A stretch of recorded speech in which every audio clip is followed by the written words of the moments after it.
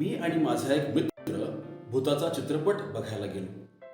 तेव्हा ते भयावह दृश्य, तो चित्रपट बघून मी अतिशय घाबरून गेलो. परंतु माझ्या बाजूला बसलेला माझा पूर्ण मित्र जो होता, तो सावध आणि निवांत बसला होता. त्याच्या चेहऱ्यावर कोणतीही भीती दिसत नव्हती. तेव्हा मी त्याला कुतूहलाने एक प्रश्न केला, तुला ह्या दृश्यांची, या चित्रपटाची भीती वाटत नाही काय? त्याने सांगितले, नाही, कारण मला त्या चित्रपटाचा शेवट माहीत आहे की सैतानाचा पाडा होतो, ते भूत हारते आणि सगळा विध्वंस नंतर शांत केला जातो. ख्रिस्ताई माझ्या प्रिय बंधू आणि भगिनींनो, आज आपण सामान्य काळातील 33वा रविवार साजरा करत आहोत आणि जवळजवळ सामान्य काळाच्या आपण अंतिम टप्प्यात किंवा शेवटच्या टप्प्यात येऊन पोहोचलेलो आहे. पुढच्या रविवारी ख्रिस्त राजाचा सण आपण साजरा करणार आहोत आणि मग लगेचच आगमन काळाला देखील सुरुवात होते, जिथे आपल्याला ख्रिस्ताच्या पुनरागमनाची वाचनं ऐकावयास मिळतील. आजच्या देखील रविवारी आपल्याला ख्रिस्ताच्या पुनरागमनाची आठवण करून दिली जात आहे, ज्याला इब्री भाषेत परुसिया किंवा इंग्रजी भाषेत क्राइस्ट सेकंड कमिंग असं म्हटलं जातं. दानिएलच्या पुस्तकातून घेतलेल्या पहिल्या वाचनात ह्याची काही एक झलक आपल्याला पाहावयास मिळते.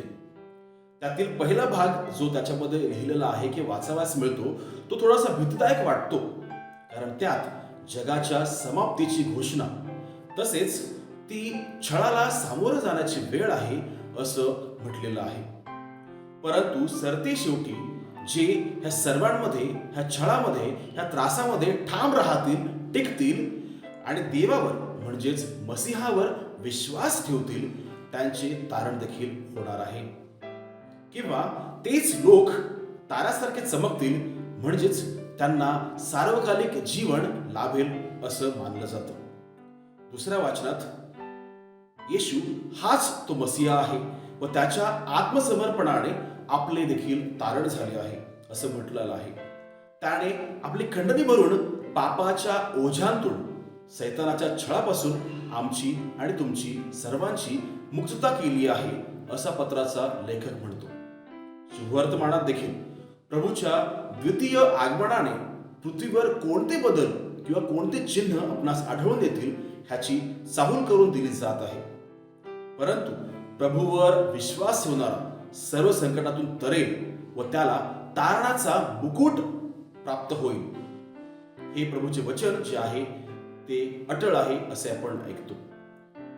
पेत्राचं पहिलं पत्र अध्याय 5:4 मध्ये सुद्धा हाच आशय आपणास वाचावयास मिळतो. परत एकदा प्रकटीकरणाचं पुस्तक अध्याय 2:10 मध्ये आपण वाचतो, जी लोक छळामध्ये ठाम राहतील त्यास नवजीवनाचा मुकुट लाभेल असं आपण वाचतो. ख्रिस्ताई माझ्या प्रिय बंधू आणि भगिनींनो, बऱ्याचदा अनेक चित्रपटांमधून जगाचा अंत कसा होणार ह्याची भाकितं केली गेलेली आहेत. उदाहरणार्थ 2009 साली प्रदर्शित झालेला 2012 हा चित्रपट, त्यात जगाचा विध्वंस कसा होणार हे सांगितलेलं आहे.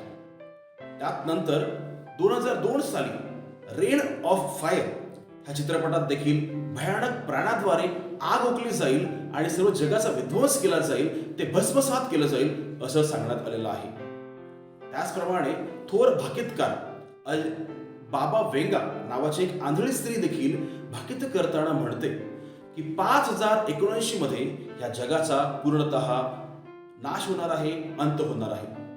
परंतु ह्या सर्व भाकितांना घाबरून न जाता आम्ही ख्रिस्ती प्रभू येशूवर म्हणजे मसीहावर विश्वास ठेवतो, आणि तो म्हणजे प्रभूचा पुनरागमन. कारण आम्हाला माहिती आहे की प्रभूचं पुनरागमन होणार आहे आणि त्याद्वारे आमचं तारण हे निश्चित आहे. म्हणून जगाचा अंत कसा होणार आणि कधी होणार ह्याविषयी कॅल्क्युलेशन करत बसण्यापेक्षा त्याच्या आगमनाची, त्याच्या परतण्यासाठी प्रिपरेशन करणं तितकंच महत्वाचं ठरेल. त्याची आपण तयारी करणं अगत्याचं आहे आणि ह्या कालावधीत प्रार्थना करणं फार महत्वाचं ठरेल, ज्याला इंग्रजी भाषेत PRAY प्रे असा शब्द आहे. त्याचीच फोड करून आपण समजून घेऊया. P स्टँड्स फॉर प्रिझर्वेशन, परसिव्हिअरन्स म्हणजे सातत्य. मी जे काही करतो त्यात सातत्य असावे आणि आपला विश्वास प्रभूवरून ढळून देऊ नये असं त्यात आपण म्हणू शकतो. आर म्हणजे रिफ्लेक्शन, मननचिंतन. प्रभू शब्दावरील मननचिंतन व त्याच्या वाचनाचा ध्यास आम्ही आत्मसात केला पाहिजे, कारण पृथ्वी आणि आकाश नाहीसे होतील, परंतु प्रभूची वचनं अटळ आहेत, ते नाश पावणार नाहीत. त्याची वचनं आमच्या पावलाला दीपस्तंभ बनावेत आणि म्हणून आपण मननचिंतन करूया. तिसरं महत्वाचं म्हणजे ऍक्शन, कृती. माझ्या प्रार्थनेला कृतीची जोड असावी. याकोब अध्याय 4:5 मध्ये विश्वास आणि कृती दोन्ही देखील तितकेच महत्वाचे आहे. म्हणजे आपण देखील इतरांना चांगल्या प्रकारे चॅरिटी किंवा उदारहस्ते मदत करावी असा त्याचा अर्थ. वाय म्हणजे यर्निंग, प्रभू भेटीची उत्कटता, आतुरता.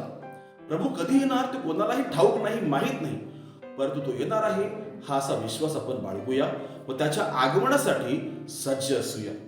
म्हणजेच त्याच्याच आपण पावित्र्यात राहूया, त्याच्या पवित्र आत्म्याला आपण आपलंसं करूया. म्हणजे आपण त्याने आपल्यासाठी तयार करून ठेवलेला जो मुकुट, जो तारणाचा मुकुट त्याला म्हटलं जातं, तो स्वीकारण्यास लायक ठरू. आणि मग आपण म्हणू शकतो, देवाच्या भेटीसाठी मी तरमळतो अंतरी, देवाच्या भेटीसाठी मी तरमळतो अंतरी.